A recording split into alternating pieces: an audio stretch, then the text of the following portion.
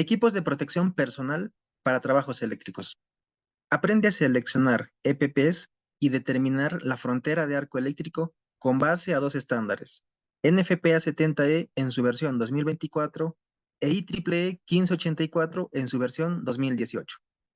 Un dato curioso: ¿sabías que el artículo 130.5F del estándar NFPA 70E en su versión 2024 define dos métodos para la selección de EPPs, tomando como base las buenas prácticas definidas en el estándar NFPA 70E en su versión 2024, asociado a la seguridad eléctrica en los lugares de trabajo?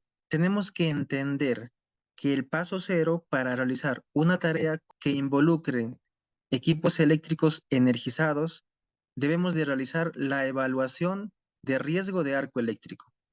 Para esto vamos a utilizar el artículo 130.5A, donde se define el marco de las tareas que involucran equipos eléctricos energizados. Aquí vamos a poder evaluar los riesgos asociados a eventos de arco eléctrico, con tres principales propósitos. Primero, identificar los peligros de arco eléctrico. Segundo, estimar la probabilidad de que produzca lesiones o daños a la salud y la posible gravedad. Tercero, determinar si se requieren medidas de protección adicionales, incluidos el uso de EPPs. Para el primer punto, vamos a utilizar el estándar NFPA 70E. En el punto 2 y punto 3 vamos a utilizar el estándar IEEE 1584 como guía metodológica para poder realizar estudios de arco eléctrico. Definamos las características del paso 1. Identificar los peligros de arco eléctrico. Para esto, debemos de realizarnos la siguiente pregunta: ¿existe un riesgo de arco eléctrico? Y apoyándonos de la tabla 130.5C de NFPA 70E 2024, debemos identificar las tareas que tienen probabilidad de ocurrencia de arco eléctrico. A modo de ejemplo, evaluemos la siguiente tarea. En sistemas de corriente alterna, las tareas asociadas con conductores y partes de circuitos eléctricos energizados, incluyendo las pruebas para cualquier condición del equipamiento, existe una probabilidad de ocurrencia de arco eléctrico. En el caso de que las tareas que estás realizando no aparezcan en esta tabla, debes de realizar un análisis más detallado. Importante: si no puedes probar que existe un riesgo de arco eléctrico, el punto de partida es asumir que existe un riesgo de arco eléctrico y continuar con el paso 2. En el paso 2 vamos a estimar la probabilidad y gravedad de sufrir una lesión. Para esto vamos a responder la siguiente pregunta: ¿cuál es la probabilidad y gravedad de sufrir una lesión? En el artículo 130.5E del estándar NFPA 70E, en su versión 2024, se define a la frontera de arco eléctrico, que en sus siglas en inglés AFB, como el parámetro que determina la probabilidad de sufrir lesiones. Es decir, en esta frontera la energía incidente es de 1.2 calorías por centímetro cuadrado y se mide desde el punto de las partes energizadas. Fuera de esta frontera de arco eléctrico no es probable que se produzca una lesión. Cualquier parte del cuerpo que cruce esta frontera, mientras existe el riesgo de arco eléctrico, el empleado debe estar protegido con EPP. Este EPP debe ser especificado en función al valor de resistencia al arco eléctrico, que en sus siglas en inglés se denomina ATPB. De manera complementaria, NFPA 70E nos permite determinar el AFB utilizando las tablas 130.7 C 15A para sistemas de corriente alterna o 130.7 C 15B para sistemas en corriente continua. A propósito de la especificación de los EPPs, entendamos mejor la resistencia de arco eléctrico de los EPPs. En este aspecto, el estándar ASTM F 1959 establece dos parámetros para especificar los EPPs. Primero, valor de la protección térmica del arco eléctrico, que en sus siglas en inglés se denomina ATPB, el cual consiste en la energía incidente que produce un 50% de probabilidad de provocar quemaduras de segundo grado a través de la prenda. Segundo, el nivel de rotura por el paso de la energía incidente, que en sus siglas en inglés, EBT, el cual consiste en la energía incidente que produce un 50% de probabilidad de que la prenda pueda romperse. Es decir, esta energía incidente puede provocar uno o más orificios en la capa interna de la prenda. Tomando en cuenta ambas consideraciones, se debe de seleccionar y especificar los EPPs. El tercer paso nos permite determinar las medidas de protección. Para esto debemos de responder la siguiente pregunta. ¿Cuál es la gravedad de la lesión? La gravedad de la lesión por arco eléctrico se basa en el valor de la energía incidente. En el artículo 130.5 F del estándar NFPA 70E en su versión 2024, se establecen dos métodos para estimar la energía incidente. Primero, método de análisis de energía incidente acorde al artículo 130.5 G. En este punto vamos a utilizar el estándar IEEE 1584 en su versión 2018, quien establece una metodología para realizar estudios de arco eléctrico. Segundo, método de categorías de EPP de arco eléctrico acorde al artículo 130.7 C15. Este método en particular requiere el conocimiento detallado de las características del equipamiento, ya que los valores de energía incidente y el AFB se encuentran tabulados en función de las características del equipamiento. Importante, los métodos utilizados para determinar la frontera de arco eléctrico también se utilizan para estimar la energía incidente y el valor de la resistencia de arco de los EPPs. Por otro lado, en estricto rigor, únicamente debes de utilizar uno de estos métodos para determinar la frontera de arco eléctrico y estimar la energía incidente en los equipos donde vas a realizar un etiquetado y la selección de los EPPs. No se permite el uso de ambos métodos en los equipos analizados. En tal sentido, utilizando el método de análisis de energía incidente, entendamos mejor el estudio de arco eléctrico. Para esto vamos a utilizar el software ETAP.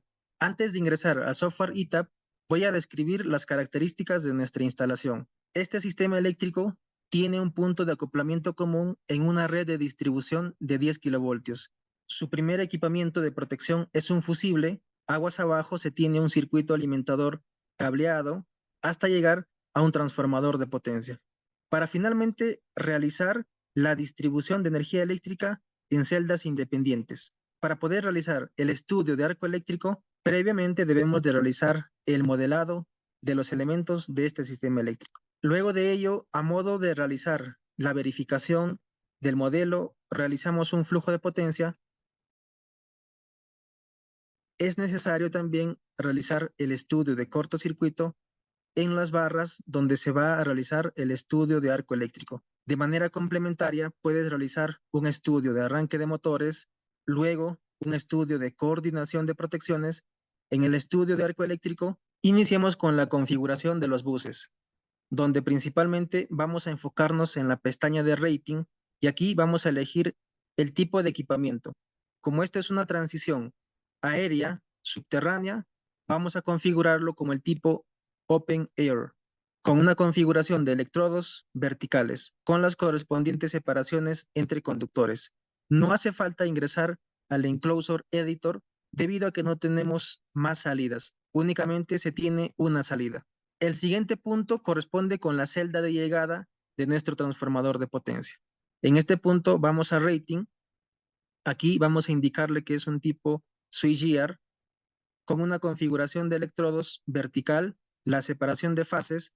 Es necesario en este punto indicar cuáles son las dimensiones de altura, ancho y profundidad de esta celda de llegada.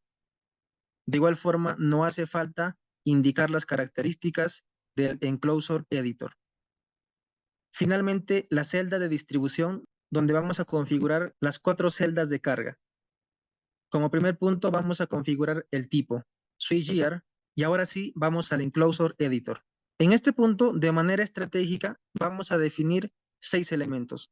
Fíjense que el primer elemento corresponde al interruptor de llegada del transformador de potencia a esta celda. El segundo elemento tercero, cuarto y quinto elemento corresponden a cada una de las celdas de salida de nuestra carga. Y por último, vamos a tener acceso al bus. Además de esto, es necesario que para cada elemento se configure la configuración de los electrodos. Asimismo, se debe de configurar las dimensiones de cada cubicle. Por último, en la sección de parámetros es necesario que se configure la distancia de trabajo, que es donde se calculará la energía incidente. Luego de ello, debemos precisar el modo de reporte del riesgo de choque eléctrico a nivel de los límites de aproximación. Con ello, vamos a definir la configuración de nuestro caso de estudio, indicando que el análisis de arco eléctrico se realice en el bus acometida, en el bus de la celda de llegada y en el bus de la celda de distribución. El método utilizado para estimar la energía incidente y el AFB va a ser el estándar IEEE 1584 en su versión 2018. Para ello, vamos a realizar cortocircuitos trifásicos considerando la corriente simétrica a medio ciclo. Como premisa, para el tiempo de despeje de fallas, voy a utilizar los resultados del estudio de coordinación de protecciones. Para ello, activamos la primera opción. En parámetros, vamos a indicarle que la separación entre electrodos y la distancia de trabajo se tome de forma individual por cada bus. Para determinar la frontera de arco eléctrico y dando cumplimiento a lo establecido en NFPA 70E, vamos a calcular este AFB a los 1.2 calorías por centímetro cuadrado. En cuanto a los niveles de energía, vamos a utilizar lo establecido en NFPA 70E. En cuanto a las características del choque eléctrico, de igual forma, vamos a utilizar lo que se ha establecido de forma individual en cada bus. Y listo. Ahora vamos a ejecutar el estudio de arco eléctrico. Con base a esta simulación, se calculan en los buses analizados el AFB y la energía incidente. De esta forma concluimos satisfactoriamente en la estimación de energía incidente y la frontera de arco eléctrico. Con base a este análisis, vamos a poder generar las etiquetas y la zonificación del riesgo eléctrico dentro de nuestras instalaciones. Justamente, el etiquetado de equipos y zonificación de riesgo se enfoca en los resultados de arco eléctrico y de choque eléctrico. Para arco eléctrico, debemos de identificar la frontera de arco eléctrico, la energía incidente y la distancia de trabajo. Con base a la energía incidente, vamos a seleccionar el ATPB de los EPPs. En cuanto a choque eléctrico, debemos especificar los EPPs en función al aislamiento requerido. Debemos identificar el límite de aproximación limitado y el límite de aproximación restringido para cada equipamiento como la acometida, la celda de llegada y la celda de distribución. Importante, la energía incidente es el valor que se utiliza para determinar el mínimo valor de los EPPs. Una vez calculado la energía incidente, vamos a seleccionar la ropa y otros EPPs. En la tabla 130.5G se establecen dos rangos para poder seleccionar los EPPs. El primer rango se encuentra desde 1.2 calorías por centímetro cuadrado hasta 12 calorías por centímetro cuadrado. En este rango se listan cada uno de los EPPs requeridos para dar protección al empleado frente a riesgos de arco eléctrico. El segundo rango corresponde a valores mayores a 12 calorías por centímetro cuadrado. De igual forma, se listan cada uno de los EPPs para dar protección a los empleados frente al riesgo de arco eléctrico. Importante, cualquier EPP que utilice el empleado debe tener una clasificación adecuada para la ATPB presente. De manera complementaria al uso de la tabla 130.5G, podemos utilizar la tabla 130.7C15C para la selección de los EPPs, ya que en esta tabla se tienen 4 categorías y cada categoría corresponde con un máximo de energía incidente. Por ejemplo, la categoría 1 corresponde con un valor máximo hasta 4 calorías por centímetro cuadrado. Y aquí ya se tiene el listado, los EPPs para protección contra arco eléctrico. Espero que esta información les sea de utilidad. Si es así, no olviden compartirlo. Conmigo será hasta una próxima oportunidad. Gracias.